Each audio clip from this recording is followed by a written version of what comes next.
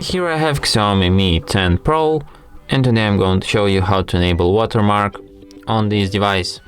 So firstly, you have to open camera, then tap here, go to its settings, and then go to the watermark.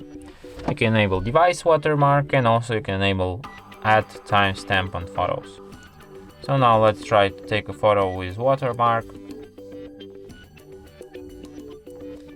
And as you can see, now we have device watermark here on our photo, and also the timestamp. And that's it. Thanks for watching. If you find this tutorial useful, don't forget to hit that like button and subscribe to our channel.